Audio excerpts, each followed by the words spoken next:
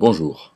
Dans la série Les versets difficiles, nous considérons aujourd'hui dans l'Épître aux Romains le chapitre 2 et le verset 12 qui dit « Tous ceux qui ont péché sans loi périront aussi sans loi, et tous ceux qui auront péché sous la loi seront jugés sous la loi. » Alors, quand on a des versets difficiles, ce qu'il faut faire avec beaucoup de rigueur, c'est regarder ces versets dans leur contexte.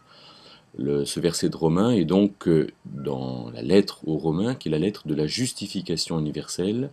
Et on a par exemple Romains 1, versets 16 et 17, qui en donne le thème général.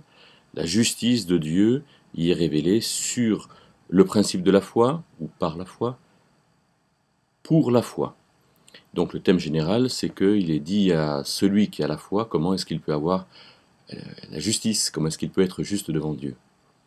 Alors, dans le chapitre 1er, après avoir parlé de culpabilité universelle, en disant que tout le monde est fautif, finalement inexcusable, alors dans le chapitre 2, il y a 4 critères qui caractérisent la justice de Dieu. Autrement dit, comment Dieu rendra justice. Alors dans ce chapitre 2, du verset 1 au verset 16, ces 4 critères sont, premièrement, au verset 2, nous savons que le jugement de Dieu est selon la vérité contre ceux qui commettent de telles choses. Donc Dieu juge selon la vérité. Il est véritable et il a la vérité. Et donc quand quelqu'un dit quelque chose, quand je dis quelque chose, il regarde si c'est vrai ou pas vrai. Et si c'est vrai, il dit c'est juste. Si c'est pas vrai, il dit c'est injuste. Deuxième critère, c'est au verset 5, où il est dit que Dieu, quand son juste jugement sera révélé, il rendra à chacun selon ses œuvres. Donc la vérité, c'est le critère, les œuvres, c'est la manifestation qu'il juge. Donc chacun sera jugé en fonction des œuvres. Et par exemple, le croyant, le chrétien, doit avoir comme œuvre de croire en Dieu, de croire que Dieu le sauve. C'est ce que l'on trouve au chapitre 6 de l'évangile de Jean.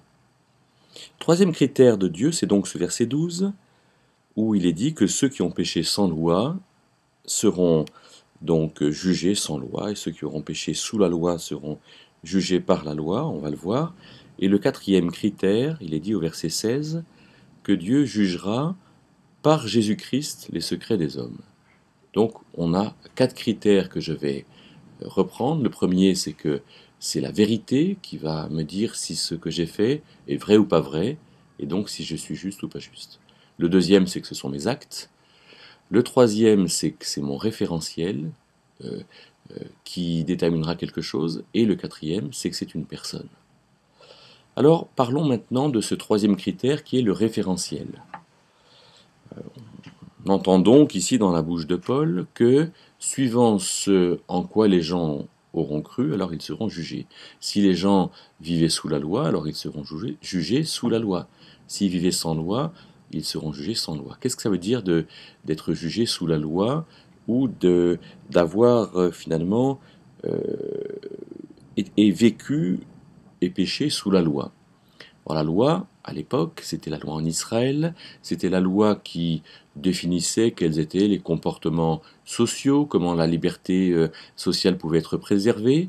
C'était un peu la loi nationale, c'était la loi qui définissait toutes les questions commerciales, économiques, sociales, les esclaves, la pureté, les lois patrimoniales aussi, la transmission du patrimoine. Et donc,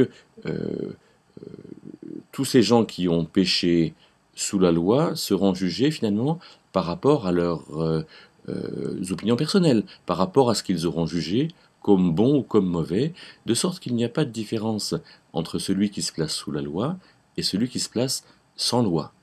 C'est vrai que Dieu prendra en compte ces critères, il dira aux personnes, alors qu'est-ce que tu as voulu faire? Et il dira, j'ai fait ça et ça et ça. Alors Dieu lui dira, bien, étant sous la loi, tu as mal fait certaines choses, ou bien étant sans loi, tu as mal fait certaines choses. Mais le critère de Dieu n'est pas la loi ou pas la loi. Le critère, c'est que la personne a mal fait. De sorte que dans le troisième critère de Dieu, on voit que le référentiel n'est pas ce qui donnera à Dieu de dire c'est bien ou c'est pas bien. Ce qui donnera à Dieu de le dire, c'est Premièrement, la vérité. Deuxièmement, l'action qui sera jugée. Et puis troisièmement, la personne. Donc, ne nous réfugions pas sous un référentiel qui pourrait nous dire « Ah oui, mais mes parents m'ont appris à voler ou à mentir, et de ce fait, ce n'est pas bien. » Non, le référentiel, ce n'est pas ce qui nous sauve ou pas. Voilà comment est-ce que je comprends ce verset de Romains.